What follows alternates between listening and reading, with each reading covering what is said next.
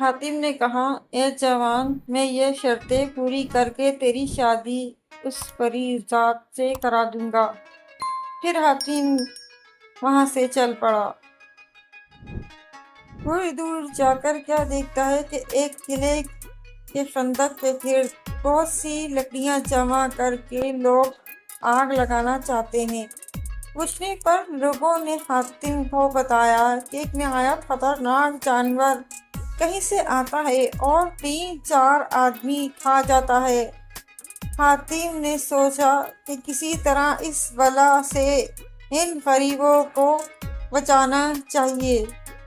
یہ سوچ کر سرائے میں آیا اور اس کے پاس میدان میں بڑا سا گڑھا کھودا اور سوکھی لکڑیوں سے بنوا کر اس میں جا بیٹھا۔ جب خوب رات ہو گئی تو جانور آیا۔ دیکھا کہ ایک پہاڑ سا چلا آتا ہے۔ جب نزدیک آیا تو حاتم نے اسے پہچان لیا۔ یہ اس کا نام سمن ہے۔ 8 پاؤں اور 7 سر رکھتا ہے۔ اس کا ایک سر ہاتھی کا سا ہے اور 6 سر شیر کے سے ہیں۔ جو سر ہاتھی کی شکل کا ہے اس میں 9 آنکھیں ہیں۔ اگر بیچ کی آنکھ کسی ضرب سے پھوٹ جائے تو یقین ہے کہ بھاگے اور پھر اس طرف کا رخ نہ کرے۔ اتنے میں وہ منہ پھیلائے آ پہنچا۔ لوگوں نے قلعے کے گرد آگ بھڑکا دی، ادھر ادھر پھرنے لگا اور ایک آواز اس کے ہاتھی کے منہ سے ایسی نکلی کہ سب کے سب یکایک بے ہوش ہو گئے۔ پھر وہ جانور حاتم کے پاس جا پہنچا۔ حاتم نے تاک کر ایک تیر ایسا مارا کہ بیچ کی آنکھ میں جا لگا۔ وہ خاک پر تڑپنے لگا۔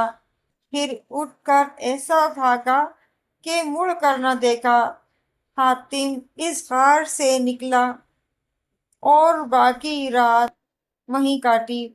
سب لوگ حاتم کے پاؤں پر گر پڑے اور لاکھوں روپے اس کے آگے لا کر رکھ دیے۔ اس نے کہا، میں یہ سب کچھ اس لیے کرتا ہوں کہ اللہ کی خوشنودی حاصل ہو۔ اس کو فقیروں کو دے دو۔ یہ کہہ کر وہاں سے رخصت ہوا۔ راستے میں کیا دیکھتا ہے کہ ایک سانپ نیولے سے لڑ رہا ہے۔ حاتم نے للکارا، تم کیوں اپنی جانیں کھوتے ہو؟ سانپ نے کہا، اس نے میرے باپ کو مارا ہے۔ نیولا بولا، وہ میری خوراک تھا۔ حاتم نے کہا، اے نیولے، اگر گوشت ہی کھانا ہے تو میں اپنے بدن کا گوشت دوں۔ اور سانپ سے کہا کہ اپنے باپ کا بدلہ چاہتا ہے تو مجھے مار۔ یہ سن کر وہ دونوں لڑائی سے باز رہے۔ پھر نیولے نے کہا، اے شخص، تو نے گوشت دینے کا وعدہ کیا تھا، اب دے۔ حاتم نے خنجر کمر سے کھینچا اور چاہتا تھا کہ اپنے جسم کا گوشت کاٹے کہ اتنے میں نیولا پکارا، اے جوان مرد، ٹھہر، یہ تو میں نے تیری آزمائش کے لیے کہا تھا۔ یہ کہہ کر وہ دونوں انسانی صورت میں ہو گئے۔ حاتم نے دیکھا کہ اے عزیز، یہ کیا کہ تم ابھی جانور کی شکل تھے اور اب انسان ہو گئے۔ نیولا بولا، ہم دونوں جن قوم سے ہیں۔ اس کے باپ کو میں نے اس لیے مارا ہے کہ وہ اپنی بیٹی کی شادی میرے ساتھ نہیں کرتا تھا اور یہ اس لڑکی کا بھائی ہے۔ حاتم نے سانپ سے پوچھا، وہ اپنی بہن کی شادی اس کے ساتھ کیوں نہیں کرتا؟ اس نے کہا، میں اس کی بہن سے شادی کرنا چاہتا ہوں مگر یہ بھی راضی نہیں ہوتا۔ یہ مجھے قبول کر لے تو میں بھی اسے قبول کروں۔ نیولے نے کہا، میرا باپ جیتا ہے، وہ راضی نہیں ہوتا۔ حاتم نے کہا، اپنے باپ کے پاس مجھے لے چل۔ غرض وہ دونوں جن اور حاتم روانہ ہوئے۔ تھوڑی دور جا کر نیولے نے کہا، میں اپنے محل جاتا ہوں، تو شہر آ۔ وہاں لوگ تجھے پکڑ کر میرے باپ کے سامنے لے آئیں گے۔ چنانچہ حاتم نے ایسا ہی کیا اور جن اس کو پکڑ کر بادشاہ کے پاس لے گئے۔ اس بادشاہ کا نام ہیوز تھا۔ حاتم نے اسے سمجھایا کہ ان دونوں کی شادیاں کر دو۔ ہیوز کو حاتم کا مشورہ پسند آیا اور دونوں جنوں کی شادیاں ہو گئیں۔ تب حاتم ہیوز بادشاہ سے رخصت ہونے لگا۔ ہیوز نے کہا، اس نیکی کے بدلے کچھ زر و جواہر لے لے۔ حاتم نے کہا، عوض لینا میرا کام نہیں۔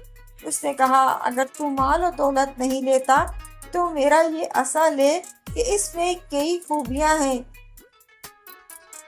اگر سانپ اور بچھو کاٹے تو زہر اثر نہ کرے، اگر اس کے نیچے سو رہے تو آگ سے نہ جلے، اور اگر کوئی جادو کرے تو اس کا بھی اثر نہ ہو، اگر دریا راستہ میں حائل ہو تو اس عصا کو دریا میں ڈال دے، یہ کشتی بن جائے اور بیڑا پار کرا دے۔ اور ایک مہرہ دیتا ہوں، اگر راہ میں سیاہ یا سفید سانپ ملے تو اس مہرے کو اپنے منہ میں رکھ لے، زہر ہرگز اثر نہ کرے گا۔ حاتم ان دونوں چیزوں کو لے کر رخصت ہوا۔ کئی منزلوں کے بعد ایک بہت بڑا دریا ملا۔ حاتم نے ہیوز کا عصا دریا میں ڈال دیا، وہ کشتی بن گیا اور یہ اس پر سوار ہو کر چلا۔ اب بیچوں بیچ مجھدار میں پہنچا تو ایک گھڑیال دریا سے نکلا اور اس کو کھینچ کر 7 کوس اندر تک نیچے لے گیا۔ جب اس کا پاؤں تہ پر لگا تو آنکھیں کھولی۔ اب جو دیکھا تو ایک گھڑیال پہاڑ کی طرح نظر آیا۔ حاتم گھبرایا، وہ عاجزی سے کہنے لگا، اے جوان، یہ میرا مکان ہے، اس کو کیکڑے نے زبردستی چھین لیا ہے، اب تجھ سے امید لگائے ہوا ہوں کہ تو دلا دے۔ حاتم نے کہا، معلوم ہوتا ہے کہ وہ تجھ سے بھی زبردست ہے۔ گھڑیال بولا کہ میں کیا کہوں، تو خود ہی دیکھ لینا، ابھی چرائی کو گیا ہے۔ اتنے میں وہ منہ پھیلائے آ پہنچا۔ گھڑیال ڈر کر حاتم کے پیچھے جا چھپا اور وہ حاتم کو ایک قلعے کی طرح دکھائی دیا۔ اس کا ایک ڈنگ مشرق کو پہنچتا تھا اور دوسرا مغرب کو۔ کیکڑے نے گھڑیال کو دیکھا تو ایسا نعرہ مارا کہ وہ بید کی طرح کانپنے لگا۔ حاتم بھی گھبرایا، مگر اللہ کے بھروسے پر ہیوز کا عصا لے کر کھڑا ہو گیا۔ کیکڑا سہم گیا۔ حاتم نے کیکڑے کو سمجھایا کہ وہ گھڑیال پر ظلم نہ کرے، مگر وہ نہ مانا۔ حاتم نے کہا، اے کافر، اگر زندگی چاہتا ہے تو تکلیف دینے سے باز آ جا اور اس جگہ کو چھوڑ دے، نہیں تو میں دھجیاں اڑا دوں گا۔ یہ سن کر کیکڑا ہنسا اور بولا، اس ضد پر تو میں اسے ہرگز نہ چھوڑوں گا، بلکہ تجھے بھی۔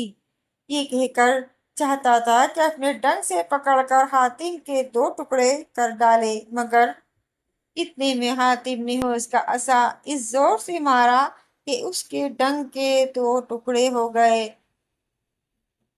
کیکڑا ناچار جان لے کر بھاگا۔ گھڑیال اس کے پیچھے دوڑا۔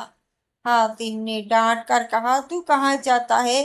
اب اگر تو اسے کچھ دکھ دے گا تو میں تجھ کو مار ڈالوں گا۔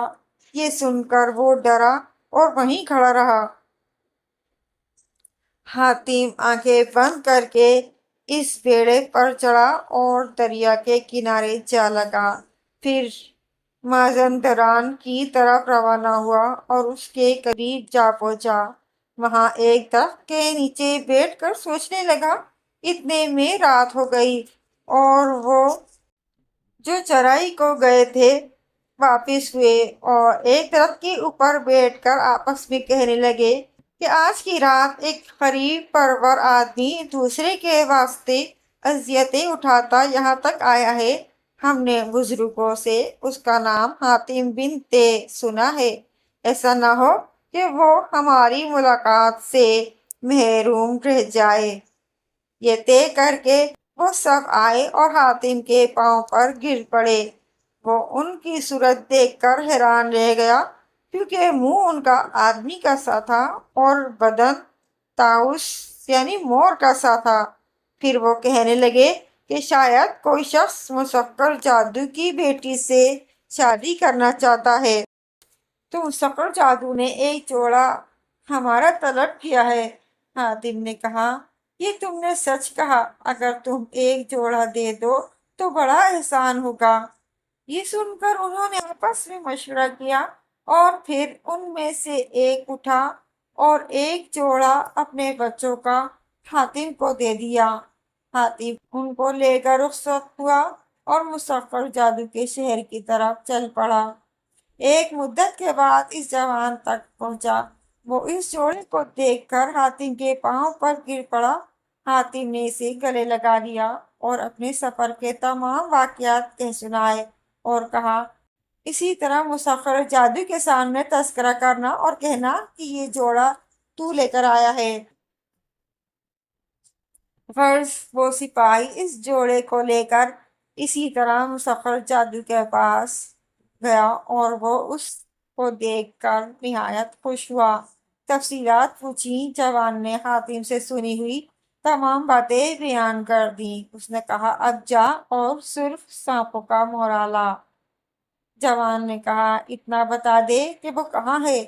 اس نے کہا، بزرگوں سے سنا ہے کہ وہ کوہ قاف کے دشت سرخ میں ہے۔ چنانچہ وہ جوان حاتم کے پاس آیا اور کہنے لگا، اے عزیز، اس نے سرخ سانپوں کا مہرا مانگا ہے۔ پھر اس نے جو سنا تھا وہ بتا دیا۔ حاتم اسے تسلی دے کر کوہ قاف کی طرف چل پڑا۔ کئی منزلیں طے کیں۔ ایک دن صبح کو کیا دیکھتا ہے کہ ایک بچھو ہفت رنگی مرغ کے برابر چلا جاتا ہے۔ حاتم نے ایسا بچھو کبھی نہ دیکھا تھا، لہذا وہ ڈرا۔ بچھو کسی کونے میں چھپ گیا۔ اس جنگل کے پاس کئی گاؤں تھے۔ وہاں کے لوگوں نے جو مسافر کو دیکھا تو اس کی توازیں کی۔ حاتم کھانا کھا کر ایک درخت کے نیچے یاد الہی میں مشغول ہو گیا۔ اتنے میں بہت سی گائیں اور گھوڑے میدان میں جمع ہوئے اور 3-4 چرواہے ان کے پاس سو رہے۔ رات گئے۔ وہ بچھو پتھر تلے سے نکل کر گایوں کی طرف گیا اور اچھل کر گائے کے سر پر ڈنک مارا۔ وہ تڑپ کر مر گئی۔ فرس اسی طرح سب کو مار ڈالا۔ پھر گھوڑوں کی طرف آیا، ان کا بھی چرواہوں سمیت کام تمام کیا اور پھر اسی پتھر کے نیچے جا کر چھپ گیا۔ جب صبح ہوئی اور گاؤں والے آئے تو کیا دیکھتے ہیں کہ تمام گائیں اور گھوڑے مرے پڑے ہیں، ان کے چرواہے بھی مرے پڑے ہیں اور ان کے پیٹ سے نیلا پانی بہہ رہا ہے۔ لوگوں نے اس سے پوچھا کہ اے مسافر، تو کیوں کر زندہ رہا؟ حاتم بولا، میں نے ایسا تماشا کبھی نہیں دیکھا، یعنی 7 رنگ کا ایک بچھو مرغ کے برابر پیدا ہوا اور وہ کام یہ سب اسی نے کیا ہے۔ اتنے میں وہ بچھو پھر پتھر کے نیچے سے نکلا اور ان کے سردار کے سر پر ڈنک مارا۔ وہ تڑپنے لگا۔ بچھو نے جنگل کی راہ لی۔ حاتم اس کے پیچھے لگ گیا۔ تھوڑی دور جا کر ایک شہر نظر آیا۔ بچھو وہاں لوٹ پوٹ کر سانپ بن گیا۔ حاتم حیران ہوا۔ سانپ ایک بل میں جا بیٹھا۔ حاتم بھی قریب بیٹھ گیا۔ جب رات ہوئی تو سانپ نکل کر شہر کی طرف چلا۔ حاتم بھی پیچھے ہو لیا۔ سانپ شاہی محل میں نالی کے راستے گھس گیا اور بادشاہ کو ڈس کر وزیر کی حویلی میں چلا گیا۔ وہاں اس کے بیٹے کو کاٹ کر نکلا اور پھر اسی سوراخ میں جا چھپا۔ صبح کو شور مچا کہ رات کے وقت بادشاہ اور وزیر کے بیٹے کو سانپ نے ڈس لیا۔ اتنے میں شام ہوئی اور وہی سانپ پھر نکلا اور ایک طرف روانہ ہوا۔ حاتم بھی اس کی آنکھ بچائے ساتھ چلا۔ صبح ہوتے ہی ایک دریا پر جا پہنچا۔ وہاں شیر کی صورت ہو گیا۔ اتنے میں 10-12 آدمی پانی پینے آئے۔ ان میں ایک لڑکا 14-15 برس کا تھا، اس پر جا پڑا اور اس کو اٹھا کر ایک گوشے میں لے گیا۔ وہاں اس نے اس کا پیٹ پھاڑ ڈالا اور جنگل کی راہ لی۔ تھوڑی دور جا کر ایک خوبصورت عورت بن کر ایک راستے کے کنارے جا بیٹھا۔ حاتم حیران ہو کر ایک درخت کے پیچھے چھپ گیا۔ اتنے میں دو بھائی سپاہی زادے ادھر سے گزرے۔ جب قریب پہنچے تو عورت رو رہی تھی۔ بڑے بھائی نے کہا، اے نازنین، کیوں روتی ہے؟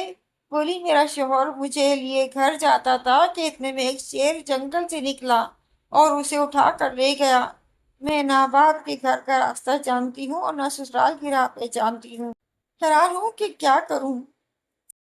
بڑے بھائی نے کہا کہ اگر میرے ساتھ رہنا قبول کرے تو میں اپنے ساتھ لے چلوں۔ وہ راضی ہو گئی۔ چنانچہ اس نے اس کا ہاتھ پکڑ لیا اور آگے چلا۔ حاتم بھی پیچھے ہو لیا۔ تھوڑی دور جا کر عورت بولی، میں 3 دن سے بھوکی پیاسی ہوں، اگر کھانا نہیں تو کم از کم پانی تو مل جائے۔ یہ سن کر درخت کے نیچے بٹھلا دیا اور چھوٹے بھائی سے کہا، اس کا خیال رکھ، میں ذرا پانی لے آؤں۔ اس کے جاتے ہی عورت نے چھوٹے بھائی سے کہا، میں نے تو محض تیری وجہ سے اس کے ساتھ رہنا قبول کیا، بس تو مجھے اپنی خدمت میں رکھ لے۔ وہ کہنے لگا، تم ہماری ماں بہن کی جگہ ہو، یہ مجھ سے ہرگز نہ ہوگا۔ یہ سن کر جل گئی اور کہنے لگی، میں تجھ پر تہمت لگا دوں گی۔ چنانچہ ادھر یہ باتیں ہو رہی تھی کہ اتنے میں بڑا بھائی پانی لے کر آ گیا۔ اسے دیکھتے ہی عورت نے اپنے بال نوچنا شروع کر دیے اور چلانے لگی۔ اس نے نزدیک آ کر پوچھا کہ کیا ہوا؟ تب وہ بولی، تیرے جاتے ہی تیرا چھوٹا بھائی بولا کہ تو مجھے قبول کیوں نہیں کرتی۔ یہ سنتے ہی بڑا بھائی غصے سے کانپنے لگا اور چھوٹے بھائی سے کہا کہ یہ تو نے کیا کیا؟ اس نے ہر چند قسمیں کھائیں مگر بڑا بھائی کو یقین نہ آیا اور اس نے چھوٹے بھائی کے سر پر ایسی تلوار ماری کہ وہ سینے تک جا پہنچی اور چھوٹا بھائی بھی وہیں مر گیا۔ اتنے میں وہ عورت بھینس ہو کر آگے بڑھی۔ حاتم بھی اس کے پیچھے لگ گیا۔ وہ ایک گاؤں میں جا پہنچی۔ لوگ اس کو پکڑنے دوڑے۔ اس نے کتنوں کو لاتوں سے مار ڈالا اور کتنوں کو سینگوں سے۔ پھر ایک جنگل میں جا کر بوڑھے مرد کی شکل اختیار کر لی۔ حاتم پکارا، اے پیر مرد، ذرا ٹھہر جا۔ وہ رک گیا اور بولا، اے حاتم، تو خوش تو ہے؟ حاتم نے کہا، تم میرے نام سے کیوں کر واقف ہے؟ وہ بولا، میں تو تیرے باپ کا نام بھی جانتا ہوں، خیر پوچھ، کیا پوچھتا ہے؟ آخر حاتم نے جو کچھ دیکھا تھا اس کے بارے میں پوچھا۔ وہ ہنسنے لگا اور بولا، تجھے بھی اسی طرح ایک دن کھاؤں گا۔ حاتم نے کہا، جب تک یہ بھید نہ کہے گا میں تجھے ہرگز نہ چھوڑوں گا۔ تب اس نے کہا کہ میرا نام ملک الموت ہے، جس طرح سے حکم ہوتا ہے اسی طرح ہر ایک کی جان قبض کرتا ہوں۔ حاتم نے کہا، میرا اجل کب ہے؟ اس نے کہا، ابھی تو تیری عمر آدھی باقی ہے۔ جب 50 برس کا ہوگا تو بلندی سے گر پڑے گا اور تیری ناک سے اتنا لہو جاری ہوگا کہ تو مر جائے گا۔ بہرحال ابھی تیری عمر بہت باقی ہے، اس عرصے میں جو نیکی کا کام تیرے ہاتھ سے ہوا اس میں کوتاہی نہ کر۔ یہ سن کر حاتم سجدہ شکر بجا لایا۔ اب جو سر اٹھایا تو دیکھا کہ وہ بوڑھا غائب ہے، لہٰذا اس نے دشت سرخ کا راستہ پکڑا۔